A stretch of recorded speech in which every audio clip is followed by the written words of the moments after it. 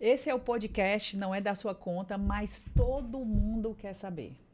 Aqui a gente fala do que normalmente não se conta. A conversa é direta, profunda e sem roteiro. Em 30 minutos você vai ouvir histórias reais, decisões difíceis e momentos que normalmente ficam de fora da câmera. Porque de trás de todo perfil que viraliza, você sabe, existe uma vida que quase ninguém conhece. E hoje eu quero saber qual foi a hora da virada de um dos maiores comunicadores populares de Fortaleza. Não é? Hoje o papo é com Diego Jovino, criador do Fortaleza Ordinária. E aí, Dulce? Diego, seja muito bem-vindo ao nosso podcast e muito obrigado por ter aceitado o nosso convite. E eu já quero começar logo te perguntando: quem é você quando o celular está desligado? Me conta um pouquinho da tua história.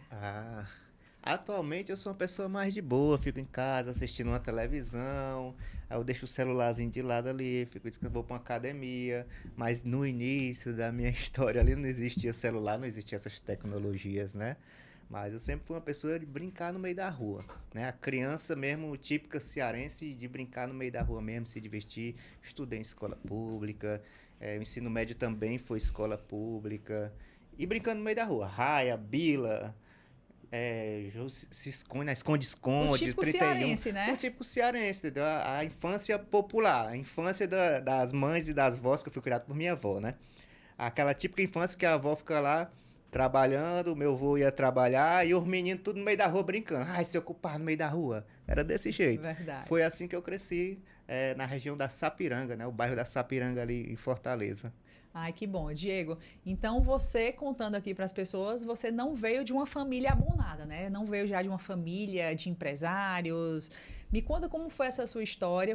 Quem era o Diego antes de ser o Diego que é hoje? Você começou trabalhando, sua vida profissional começou como? Assim, a área da comunicação, vou já entrar na área da comunicação, né? Porque a área da comunicação entrou na minha vida numa rádio que existia lá no bairro, que é a Rádio Comunitária Alvorada. Existia uma caixinha de som lá no poste, toda a vida tocava música e era só notícia do bairro. E eu ficava impressionado, né, com as notícias do bairro tocando. E a gente podia ir lá na rádio que era perto, aí pedia pra dedicar a música pra fulano de tal, só Ah, pra que brincar. legal.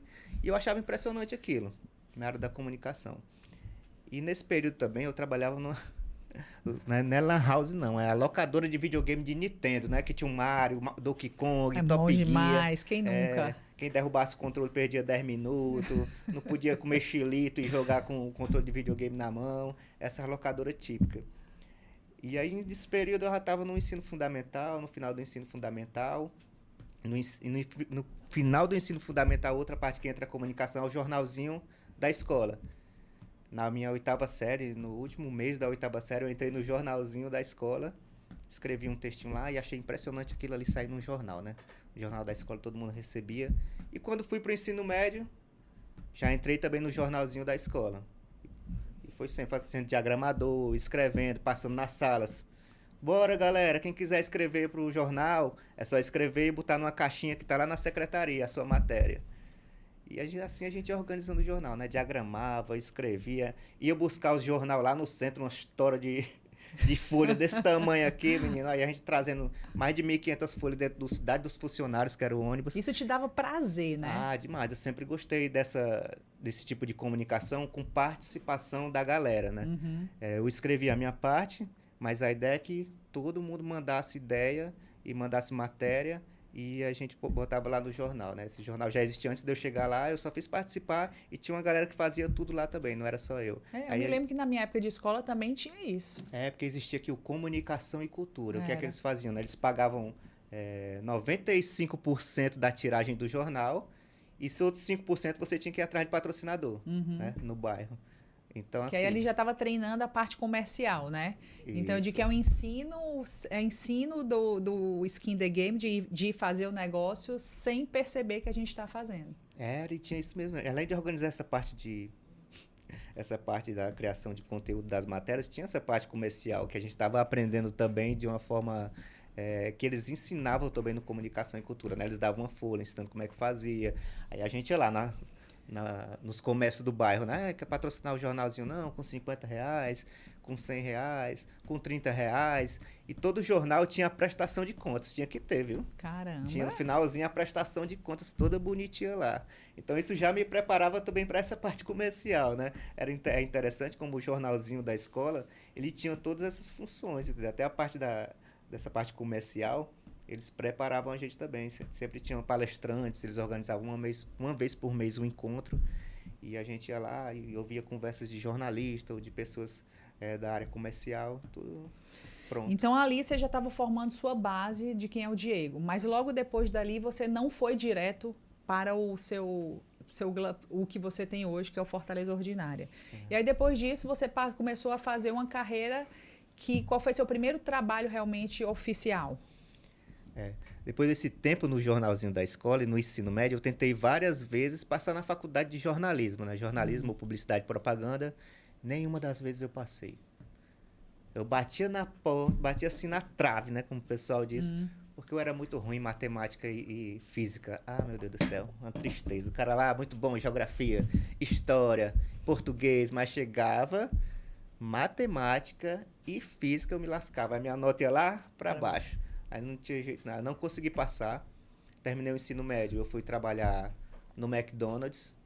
Trabalhei uns 2 anos no McDonald's da Engenheiro Santana Júnior, que não tem mais lá também, né? Não tem mais o McDonald's. Depois fui trabalhar na Pague Menos. Trabalhei de serviços gerais. Trabalhei de caixa de serviço, que passava os medicamentos. E depois daí eu não trabalhei mais de carteira assinada. Eu fui fazer um trabalho numa recepção de uma loja de informática. Trabalhei lá um período que era de um amigo, eu recebia R$ 150 de uma amiga minha, né? Recebia R$ 150 por mês, ó. Eita. Na recepção da loja de informática. E nesse período da recepção da loja de informática, né? E nesse período que eu trabalhei também na Pague Menos, que eu trabalhei na McDonald's, eu tinha uma página que se chamava Banca do Anime, que era de cultura japonesa. Que tinha 400 mil seguidores no Orkut, ó. Né? Nem seguidores que chamava, né? Era outra coisa. Mas tinha 400 mil no Orkut. Aí foi pro Facebook, também tinha mais de 400 mil também no Facebook. Comunidade que chamava no Orkut, né? E no Facebook depois então, falando em comunidade, você sempre foi formador de comunidade, né? Assim, você juntava, você tinha essa facilidade de juntar gente, de trazer gente, de ir lá no jornalzinho, de pegar, ei, gente, escreve aqui. Então, você tinha esse destaque de trazer pessoas para fazer aquilo que você realmente acredita, né? Minha criação de conteúdo sempre foi uma criação de conteúdo de participação dos seguidores. Eu nunca tive aquele ego de achar, não, é só a minha postagem que é boa. É só a minha postagem que tem que ir pro feed, né? Eu sempre achei que a galera pode participar. A banca do anime era assim, eu criava, mas a galera mandava criação e eu postava. Massa. O Suricate, quando eu crio em 2012, é do mesmo jeito. Eu crio as postagens do Suricate, só que a galera começa a me mandar muito e eu vou postando. Eu não importo se segue uma linha de criação de conteúdo ou não. O importante é ter a nordestinidade, no caso do Suricate. O Fortaleza Ordinário também tem a mesma pegada. Então, todas elas têm uma participação do público. Eu criando ali no início, depois que a galera gosta, vê que pode criar também, porque minhas criações sempre são criações muito simples de fazer, não é nada muito glamouroso, com grandes edições. É coisa que você pode fazer num Paint da vida, né? Nem existe mais o Paint, existe um Paint. Hoje existem vários aplicativos de edição, mas é coisa fácil de fazer. Sempre foi uma coisa fácil de fazer. Então, as pessoas faziam, te entregavam e tu só fazia postar. Isso. Entendi. Depois que a galera gostou muito do conteúdo, se identificou, aí a galera fazia isso daí, né? Ia mandando. Na parte do suricate, que eu peguei muito e adorava demais.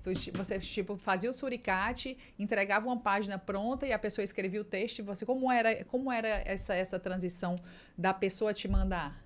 Ah, não. As pessoas faziam do jeito que desse para fazer. Por exemplo, o suricate ele tinha um padrão de galáxia de fundo. Era uma galáxia. Para quem não sabe o que era o suricate ceboso, é uma página de nordestinidade, de cearensidade mesmo, né? Onde era uma galáxia de fundo. Na frente era um suricate, vários tipos de suricate. E as frases eram do linguajado cearenseis. E tinha um padrão de suricate, um padrão de galáxia. Só que a galera me mandava com outras galáxias de fundo, com outro suricate, com outra fonte que eles escreviam. E eu não me importava com isso, eu só tacava lá, entendeu? Eu não mandava para eles, não. Do jeito que eles me mandavam, eu fazia. Porque o suricate ele tinha essa característica, que é a forma tosca de fazer assim, a forma brusca. É tipo, qualquer um pode fazer. Uhum. O importante é que seja engraçado e que seja verdade, aquela frase ali, que realmente a gente fale e que a galera se identifique. Isso que é importante, não importa a estética. Não importa a estética, importa é ser um suricate, a galáxia, e ser o nosso linguajar. E depois, tanto que perdeu o lance da galáxia, a gente usava era cenário mesmo daqui da cidade. Porque o que importante é o que eu estou dizendo. É passar a mensagem, é ter a cearensidade, é o sentido da página, né? Diego, nessa época que a gente estava falando, a gente está falando de 2012. Nem todo mundo ganhava dinheiro com a internet.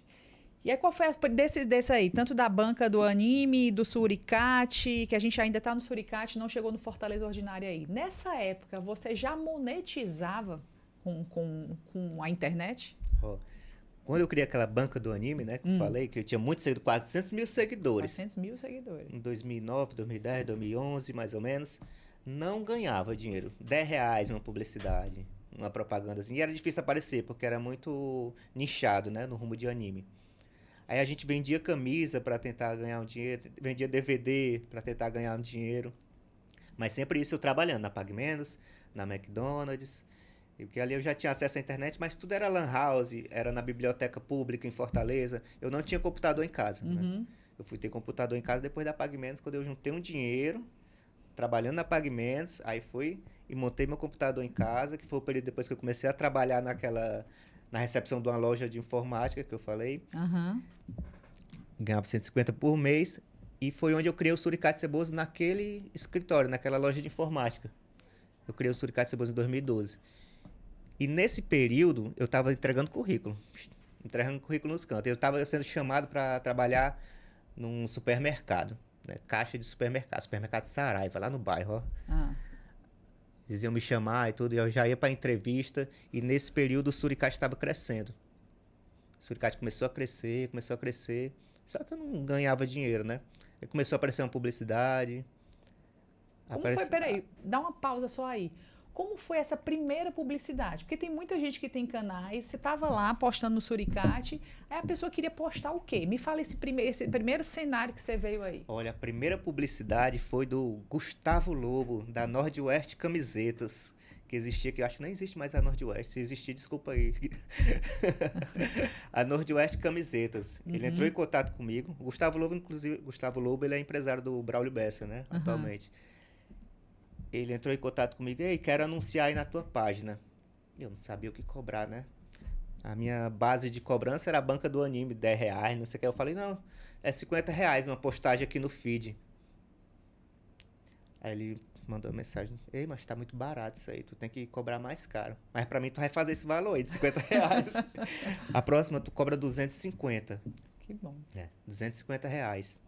Eu acho que a galera vai pagar, mas ainda acho que é barato, 250, mas aí o mercado da época também não era tão glamuroso a questão de valores para pagar para um influenciador.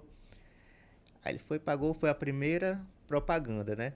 Aí depois apareceu outra propaganda, de uma Secomil, se não me engano, de umas lojas um pouco maiores. Eu fui vendo que dava para ganhar dinheiro, mas não vou para essa entrevista de emprego aí nesse supermercado, não.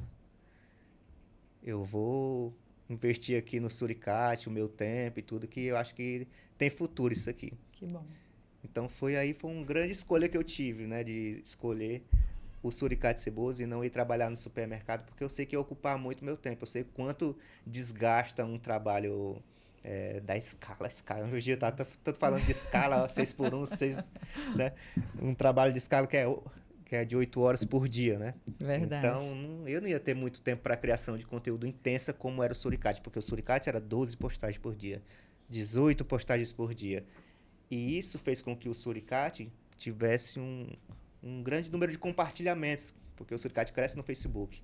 E o compartilhamento era um negócio muito forte no Facebook, né? Quem pegou a época aí do Facebook no auge, o compartilhamento era uma potência muito grande. Tinha postagens com 500 mil compartilhamentos. Né? Tinha mesmo, viu? Tinha coisas absurdas no Suricate Ceboso. Então, pro Suricate dar certo, foi aí que começou. Quando não vou pro supermercado, não vou pra entrevista de emprego. Eu vou investir no Suricate Ceboso. E isso eu tinha, presta atenção, eu tinha 26 anos de idade. 26 anos de idade. Eu comecei a ter sucesso na internet com 26 anos de idade, né? Hoje em dia a galera tá aí começando com 14, com 11, tem gente com 8, né? 8 anos de idade. Não, mas aí a gente tem que entender aqui, porque você que está assistindo aí, você vê falar muito sobre, vai pra internet, vai não sei o quê. Mas a gente estava conversando aqui nos bastidores, eu com o Diego, foram 6 anos desde a banca do anime, 6 anos sem monetizar, na persistência, fazendo porque gostava, né, Diego? Aquilo ali fazendo, até chegar uma primeira, tentou vender lá na banca do anime, mas eles não dava para sobreviver com aquilo ali, era tentativa. Deixa eu tentar ganhar dinheiro aqui. E as coisas não começavam. Então foram 6 anos de maturidade ali aprendendo. Eu digo que é como se fosse uma faculdade. A pessoa, para fazer uma faculdade, tem que passar 4, 5 anos, né? Então era ali, no dia a dia, você tentando entender como é que se ganhava dinheiro com esse mundo da internet, né? E todas essas minhas criações de conteúdo foram por diversão.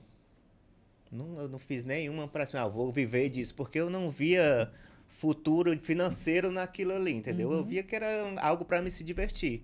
Desde antes da banca do anime, tinha a tribo dos Antapoploides, que a gente gravava no Mangue da Sapiranga, viu? Meu Deus do céu! Os meninos se pintavam de lama, eles fingiam que era uma tribo que nunca tinha sido descoberta e eu era o repórter, né? Caraca! Eu não aparecia, não. Eu ficava só atrás da câmera falando. E eles lá, tchuga, tchuga, não sei o que, no mangue. Mas tudo era brincadeira, era diversão. Aí depois veio a banca do anime. Só que essa da tribo não fez sucesso nenhum, era coisa de bairro mesmo. Foi criação de conteúdo com a câmera da... Tribo do quê? Tribo dos Antapoploides. Esse nome Antapoploide não existe em canto nenhum. Poploide? Não pesquisem na internet, galera, por favor. A tribo dos Antapoploides. Aí depois vem a banca do anime. E aí depois vem o Suricate Ceboso em 2012, onde começa a monetizar. E o dinheiro para a internet em 2012 era muito difícil.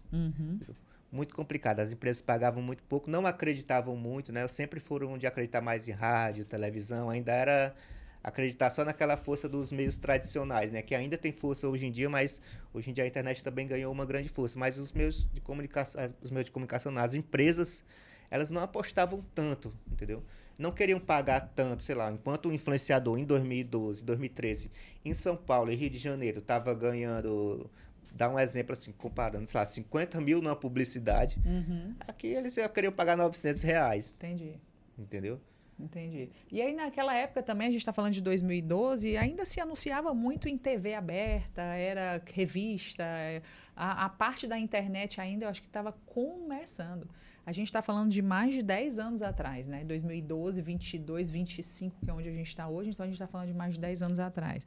E a gente estava lá no Suricate. E aí, como é que saiu do Suricate? Você estava ganhando dinheiro, algumas pessoas te colocando. Por que o Suricate saiu e entrou o Fortaleza Ordinária? O Suricate ele foi uma grande escola para mim em relação à criação de conteúdo, a entender o público e a questão da gestão financeira também, porque no Suricate Ceboso eu não tinha muita noção da gestão financeira da empresa. Tanto que eu tinha que sempre que ceder para alguém cuidar dessa parte, né? Alguém faz o CNPJ, outra pessoa emitia as notas, outra pessoa fechava o anúncio, outra pessoa ia para a reunião com os anunciantes. No Suricate? No Suricate. Tá. E com isso daí eu via que às vezes eu não tinha necessidade disso. No momento não tinha, porque eu tinha tempo para fazer isso, entendeu? Eu tinha tempo, eu devia fazer aquilo ali. E no Suricate Ceboso a gente demorou a aprender a fazer essas coisas. Sei lá, eu fui aprender isso depois de uns 4 anos de Suricate. Suricate. Quem? Você botou em um agente? Sim, pronto. É porque tinha o Léo e o Edu. Eu criei o Suricate Ceboso. Aí depois eu chamei o Léo e o Edu. O Léo cuidava do YouTube, o Edu cuidava do Twitter. Entendeu?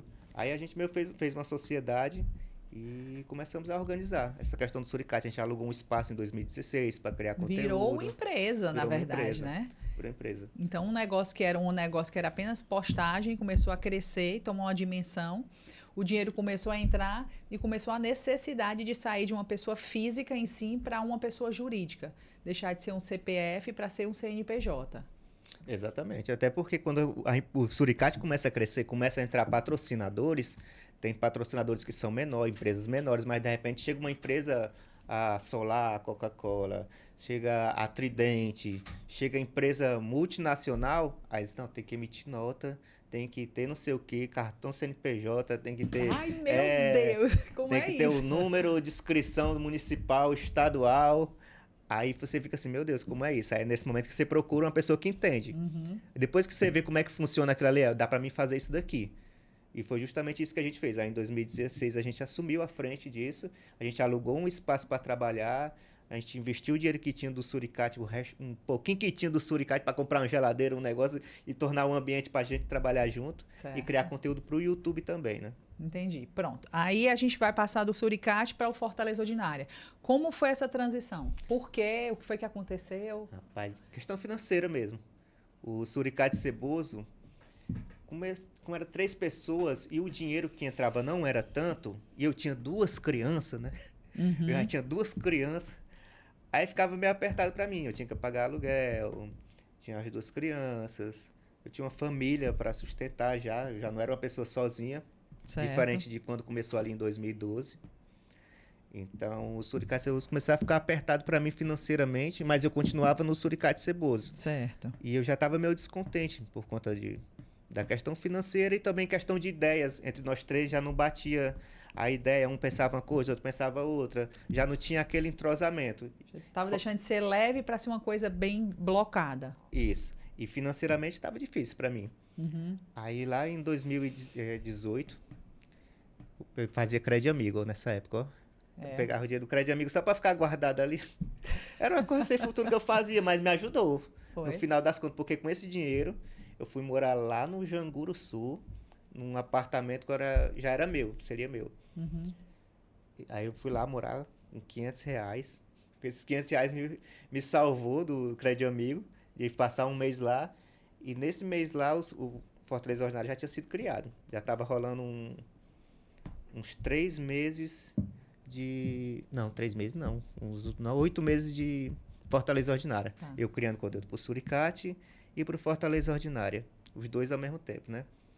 Só que o Fortaleza Ordinária começou a dar mais dinheiro. E o Fortaleza Ordinária você estava só? Eu tava só. Era seu?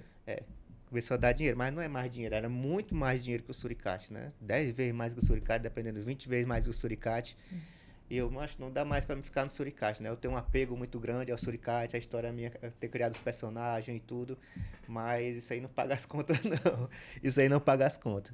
Então, ali no começo de 2019, eu desisto do Suricate, falo pros meninos, não dá mais pra mim, eu vou focar só no Fortaleza Ordinária, porque financeiramente o Fortaleza Ordinária tá me dando mais futuro, né? E fora isso eu tô só, né? Só que eu não falei que eu tô só.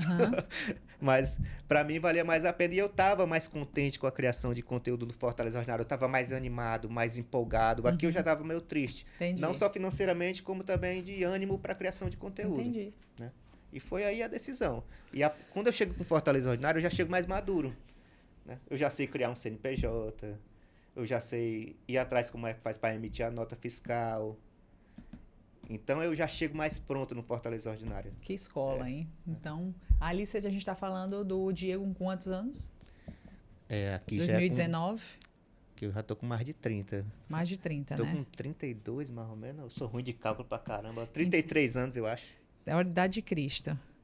Então, assim, eu venho melhorar financeiramente, de ter um dinheiro na conta. Guardar dinheiro na conta. Viver bem financeiramente. Ter segurança financeira depois dos 33 anos. Porque com o Suricate eu não tinha. A galera via um sucesso, um grande ali. Passamos na Globo, né? No programa da Angélica e tudo. A Angélica veio pra cá, pro estado do Ceará. A gente passeou com ela nos barcos. E um monte de canto. A galera achando, esse bicho tá nadando em dinheiro. Mas não era. A internet não pagava essas coisas todas. Já quando é 2019, a internet já tem um avanço grande de investimento, né? Aí depois vem a pandemia. Aí cresceu muito mais ainda, questão do investimento em publicidade. Então a pandemia pra ti foi melhor. Foi um momento muito bom, assim. Assim, porque teve o lance de 2019 ainda, porque 2019, no início de 2019, quando eu deixei o Suricate Ceboso para ficar só no Fortaleza Ordinário, em janeiro, não sei se você lembra, mas teve um período que começaram a atacar muito fogo nos ônibus, a galera, todo mundo em casa, trancado, com medo, os terminais, a galera voltando a pé para casa. Lembro, exatamente. Teve esse período aí. Isso a gente cresceu 300 mil seguidores em uma semana. Em uma semana a gente cresceu com 300 mil seguidores. E eu fiquei assustado, né? Eu lembro de ficar, caramba, meu Deus, quem é esse povo? Que eles só querem ver desgraça, o que é isso Não aqui, é? né? Eu fiquei com medo, mas a cidade não tinha outra opção de postar outra coisa, só tava acontecendo aquilo. Era só aquilo que acontecia. Aí o Fortaleza United cresceu muito, né? Depois disso a página caiu, derrubaram a página. Derrubaram não, roubaram a página, né? Pois é, eu estava vendo uma reportagem disso. E como foi esse momento? Foi desolador. Você conseguiu pegar de volta? Eu consegui, mas não foi tarde demais. Caiu de novo por conta de tanta denúncia que teve. Entendi. Mas foi um momento, um baque muito forte. Como eu disse pra ti, o Fortaleza United começou a me dar mais dinheiro, segurança financeira. Eu via meus filhos comendo melhor, vivendo num ambiente melhor, né? Podendo comer o que quer ali, uma estrutura, começando a ter dinheiro na conta, segurança financeira. E de repente, pá, derrubam aquilo ali. Aí Foi quanto tempo? Meses? Que derrubaram? Que tu ficou sem, assim, que você viu que não dependia só de você, dependia de uma plataforma, onde aquela plataforma não era sua, e que pode acontecer com qualquer pessoa que trabalha no digital. Mas fiquei com mas esse sentimento foi um pouco rápido, porque o que aconteceu, né? Além de ficar transtornado, eu fiquei, quando perdeu a página e eu fiquei com medo de não ter mais essa oportunidade, eu fiquei assim, sem ação. Aí meus amigos que resolveram criar, não, cria a página aí, não sei o que, eu não tinha força para criar outra página. Eles criaram no mesmo dia e uma semana já tinha 200 mil seguidores, né? A outra tinha 300 mil, para ter noção. Então, assim, eu senti que a galera tá comigo. Então, eu consegui recuperar essa força. Eu senti que, por mais que a plataforma derrubasse, a galera ia voltar comigo. Entendi. Entendeu? Que eu ia continuar nesse trabalho. Então, não tive muito esse sentimento. Foi mais o momento do dia, quando aconteceu aquilo ali. Que eu fui na polícia, né? Fazer BO. O escambau não deu em nada, porque não tem polícia para isso, não tem nada para isso que resolve isso daí. Então, eu fiquei com essa sensação por pouco tempo. Tá. Mas isso aí existe. A galera que às vezes quer se confiar só numa plataforma, você tem que ter. E, na verdade, é importante a outras. gente entender que nós temos os picos e vales da vida da gente, né? Nem sempre é o tempo inteiro você bem. Então, ele vem para um grande aprendizado quando você pensa, diz assim, olha, isso aqui eu estou crescendo, mas espera aí que eu tenho que entender. Uma lição de que você está falando aí, aqui veio muito forte aqui. Você não estava sozinho. Tinham pessoas segurando na sua mão e nesse exato momento você reconheceu quem é que estava com você mesmo. Porque foi lá que se dependesse só de você, provavelmente não tão curto período de tempo você teria feito uma outra página, né?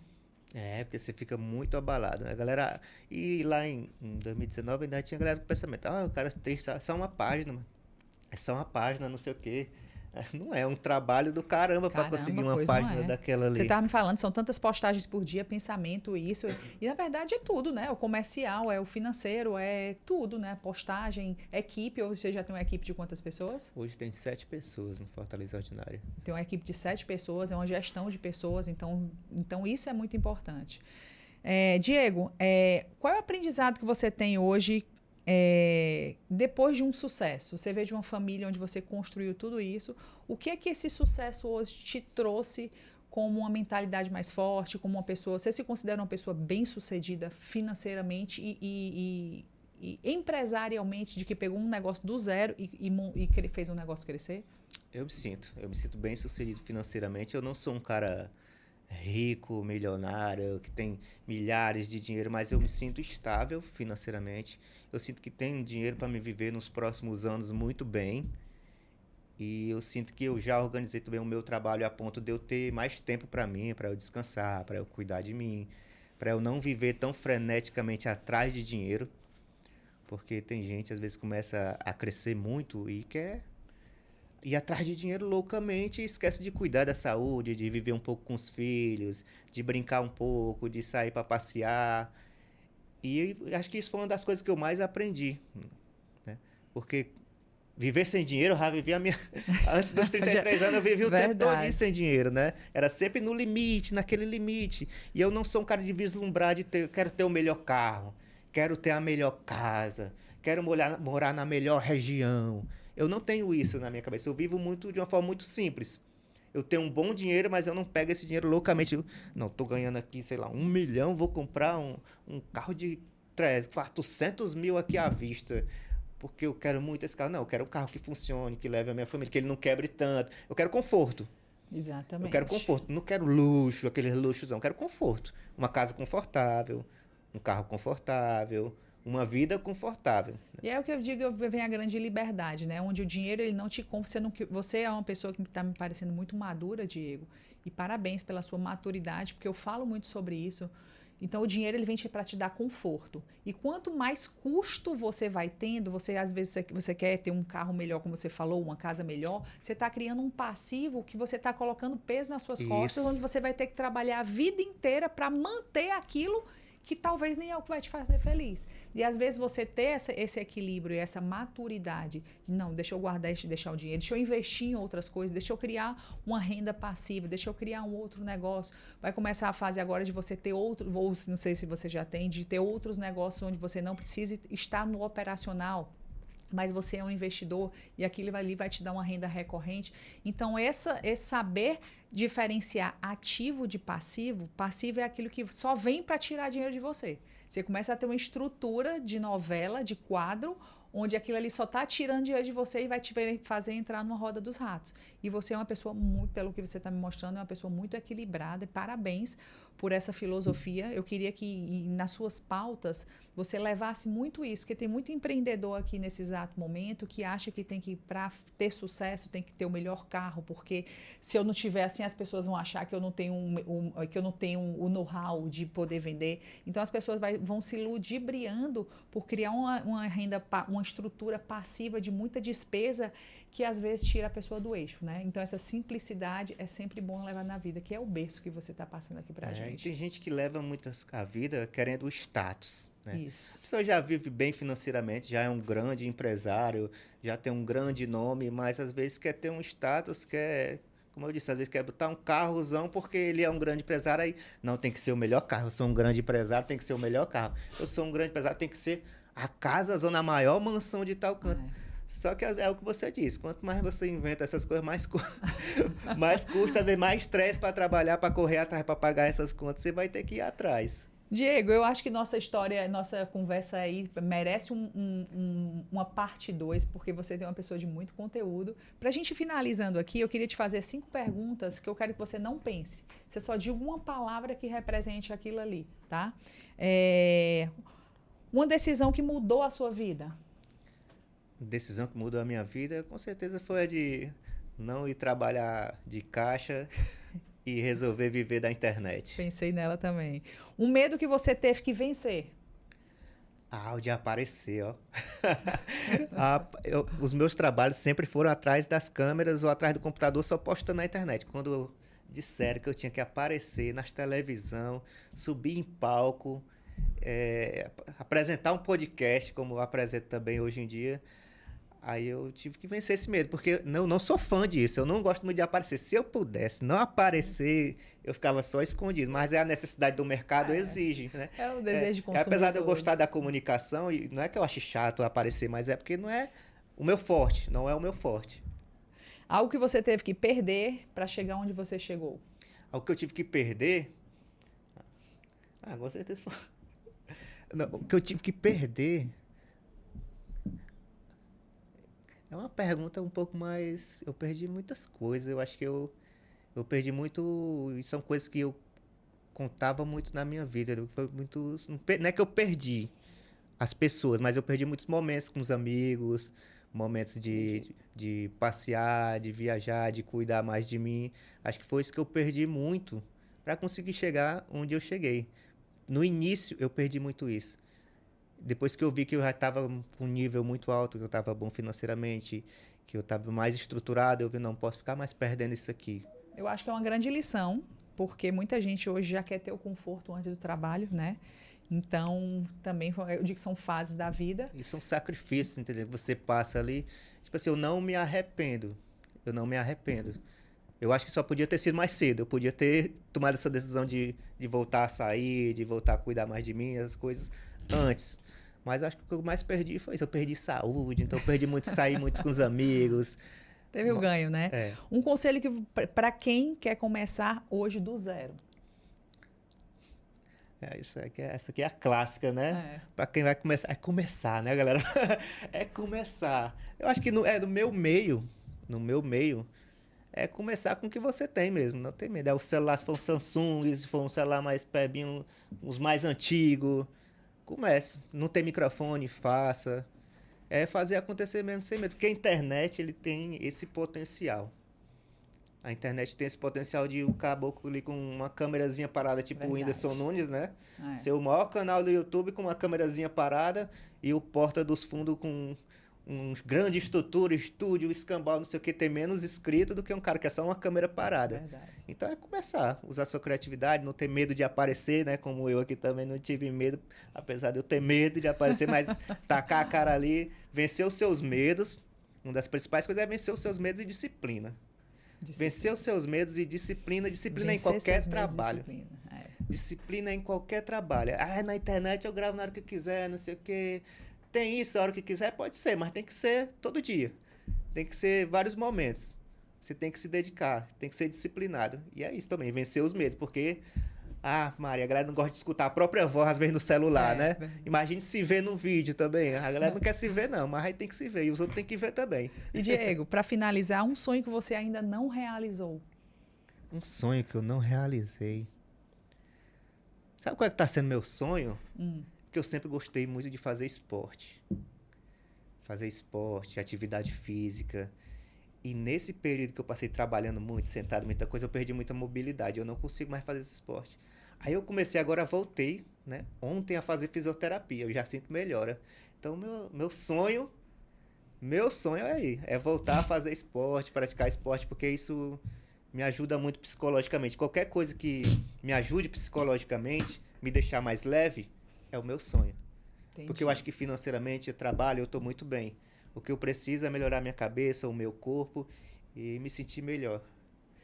Diego, eu quero te agradecer. Realmente foi hoje aqui um bate-papo muito, muito bacana, muito leve. Saber quem é o Diego antes de ser hoje esse, que eu posso dizer, um empresário, um exemplo de leveza, um exemplo de disciplina, que não é só uma internetzinha, realmente é um business. Você montou um business que você, nesse exato momento, você está inspirando muitas pessoas que só tem isso aqui, às vezes, para começar.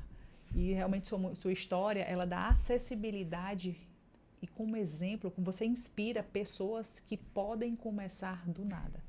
Parabéns pela sua história. Quanto mais você puder falar, fale. Fale do equilíbrio, fale de começar do zero. E eu gostei muito disso. É só começar. Querido, muito obrigada. Obrigado você, viu? Por aceitar estar aqui no podcast com a gente, tá? Então, isso é muito importante. Esse foi mais um episódio do Não É da Sua Conta, mas todo mundo quer saber. Hoje você não viu só uma história. A gente saiu do que aparece e entrou no que realmente constrói a trajetória. Agora eu quero te provocar. Qual é a sua hora da virada? O que você ainda está adiando? Se esse episódio te fez pensar, compartilha com alguém que está vivendo esse momento e talvez precise ouvir isso hoje. E me conta aqui nos comentários qual a parte que mais te marcou. A sua história pode começar a mudar a partir de uma decisão, porque a vida das pessoas não é da nossa conta, mas as decisões que elas tomaram nos ensinam muito. Nos vemos no próximo episódio. Tchau, tchau.